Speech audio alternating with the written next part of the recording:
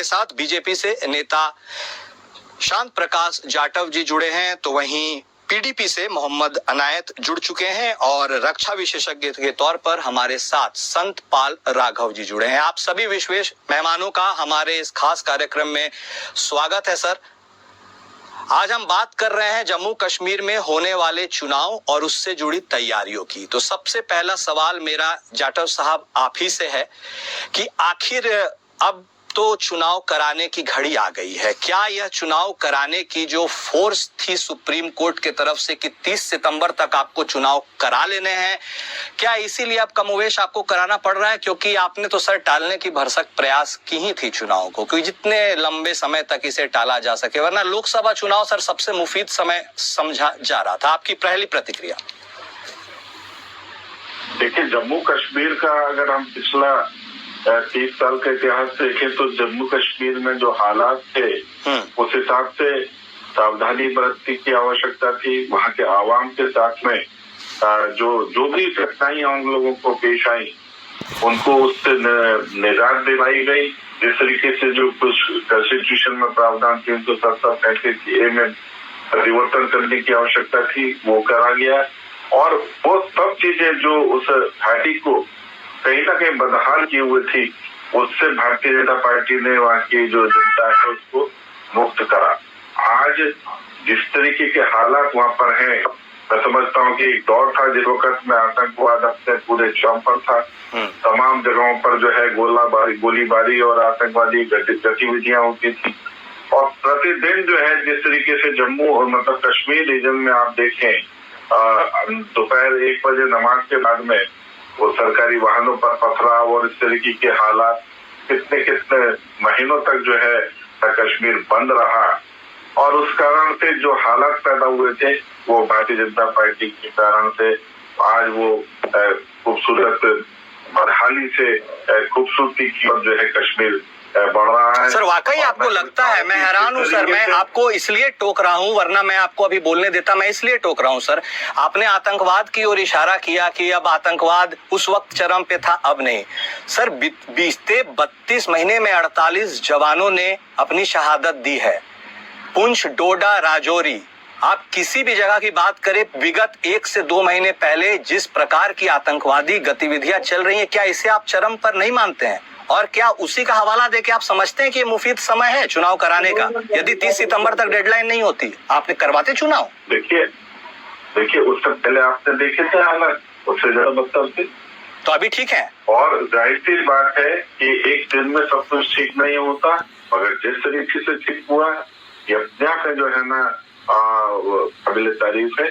और जिस तरीके से हमारी सरकार इस वक्त में, हमारी सरकार के साथ साथ हमारी सेना अपने पूरे प्रयास कर रही है, वो देखो जहाँ खुशहाली है, जो बदहाली करने वाली ताकत वो अपना काम करने का प्रयास करती है, मगर उनको किसी सूरत पर बख्शा नहीं जा रहा। हमारा सैन्य बल जो है पूरी तरीके से उनसे उन्हें खत्म करने पर ही आमादा है और खत्म कर भी रहा है।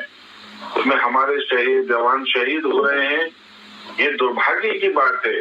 मगर जहाँ इतना बुरा हालात थे कश्मीर के, आज उससे संघर्ष तो करना ही है और संघर्ष हमारे जो सैन्य बल है वो कर भी रहे हैं, उसके परिणाम जो है हमारे सामने आ भी रहे। चलिए ठीक है, हमारे साथ मोहम्मद अनायत साहब भी जुड़े हैं। मोहम्मद, मेरी बात पूरा सुन ले। चलिए जी सर, 10 सेकंड। इसके अलावा अभी हमारे लोकसभा चुनाव में जिस तरीके से वहाँ की जनता ने जो बहुत बेहतरीन तरीके से वोटिंग की, तो मैं समझता हूँ कि जनता के मन में भी एक वो जो लोकतांत्रिक व्यवस्था है चुनाव, उसको सम्मान करने की एक होड़ भी मची हुई है।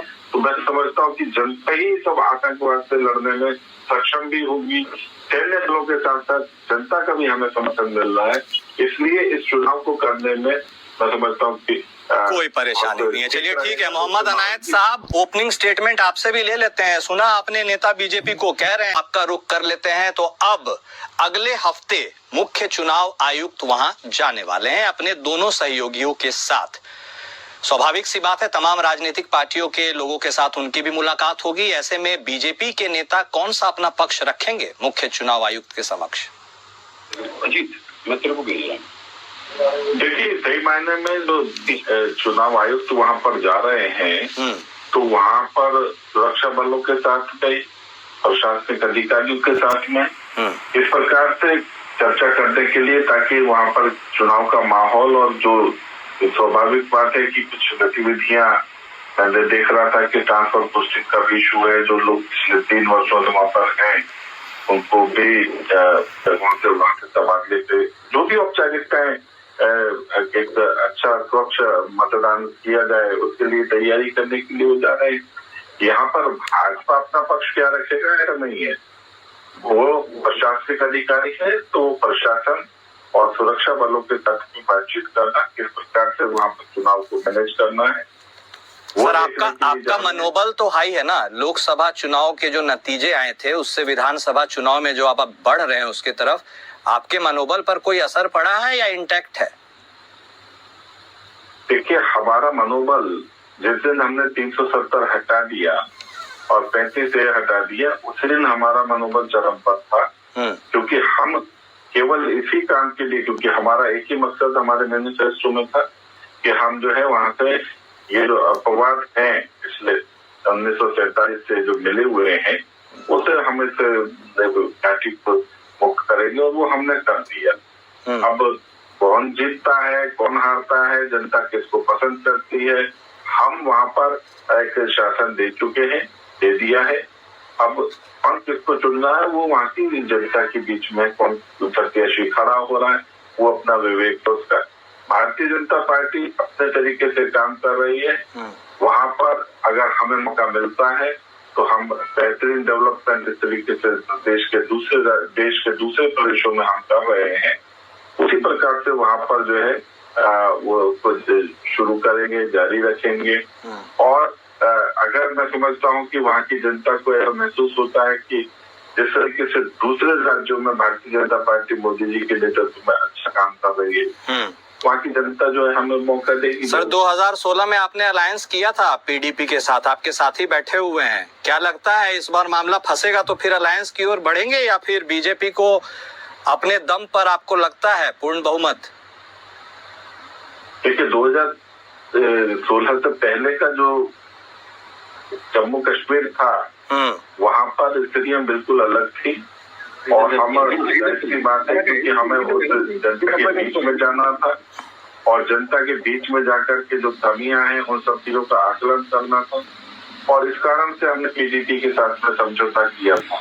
पीडीपी के साथ में हमारी कोई विचारधारा मेल खाती नहीं है, मगर चूंकि अगर कहीं स्पष्टता करनी है तो आपको उस स्थान पर भी जाना पड़ेगा जहाँ पर आपका विचार मेल नहीं खाता है। चलिए ठीक, हम इस कारण से उनके साथ जुड़े और हमने उनके साथ में मिलकर के जिस तरीके से वहां पर पूरा जो रिसर्च करके और फिर हमने उसको अंतिम लक्ष्य तक पहुंचाया जो इसको हम अपने मैनिफेस्टो में रखा था कि 370 को हटाना है, हम उसमें काम। चलिए ठीक है, मोहम्मद अनायत साहब।